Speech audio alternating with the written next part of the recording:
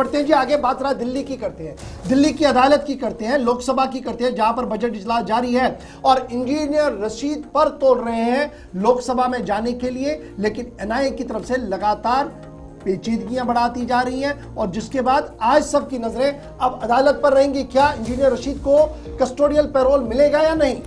बिल्कुल, इंजीनियर रशीद ने जो दरख्वास्त दी है कि वो ऐवान में हाजिरी देना चाहते हैं, हिरासती पैरोल ही सही मगर उनको वक्त दिया जाए कि वो बजट सेशन में शिरकत करें, हिस्सा लें और अपनी बात रख पाएं। ये दूसरा इस तरह का सेशन होगा जहां पर चुनाव जीतने के बाद उनको मौका नहीं मिला है, लेकिन अदालत में ये बात पहुंची कि वो इस वक्त भी हंगर स्ट्राइक पर बैठे हैं।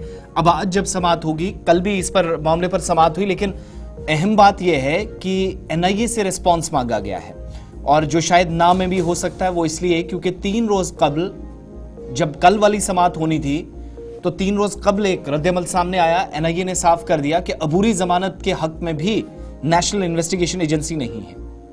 तो वो जो केस है उसकी नौयत को समझते हुए एनआईए किसी भी तरीके से इंजीनियर रशीद को सेशन में जाने की इजाजत के हक में नहीं है।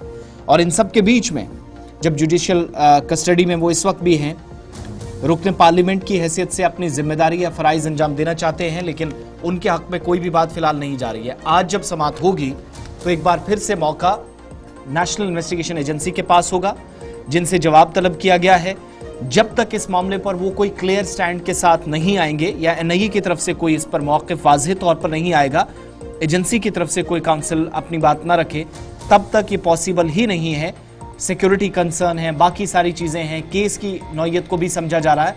अदालत ने इन सारी चीज़ों का हवाला दे दिया है, लेकिन वो जो कहते हैं कि अब किसके कोर्ट में बॉल गई है वो एनआईए के पास है। और याद रखिएगा, उस एनआईए से जवाब मांगा गया है जो 3 रोज़ पहले इनकार कर चुकी है कि जमानत तो दूर, अबूरी जमानत के हक में भी वो नहीं है। केस इस हिसाब का है जहां पर सिक्योरिटी रिलेटेड बाकी इश्यूज हैं। इधर आज अवामी इत्तेहाद पार्टी के ज़राए के मुताबिक 9वां दिन है, यानी 1 हफ्ते से ज़ायद का अरसा बीत गया है। तिहाड़ जेल के अंदर उनके लीडर या रुकने ऐवान इंजीनियर रशीद भूख हड़ताल पर हैं और उनकी सेहत मुसलसल ख़राब हो रही है, मगर सब चीज़ें जो है वो अदालत पर डिपेंड है। अदालत ने ये सारी चीज़ें फाइनलाइज करनी है। एनआईए का भी मौक़िफ़ बड़ा इंपॉर्टेंट है, वो क्लियर इस मामले में किसी स्टैंड के साथ आएंगे तब चीज़ें पॉसिबल होंगी। लेकिन ये भी कहा गया था कि अदालत ही शायद थोड़ी सी ही मगर राहत दे इस पार्लियामेंट सेशन के लिए, जहां पर कम से कम 2 या 3 दिनों के लिए इस सेशन को वो अटेंड कर सकते हैं। ये तो एक शख्स की बात आपके सामने रखी है।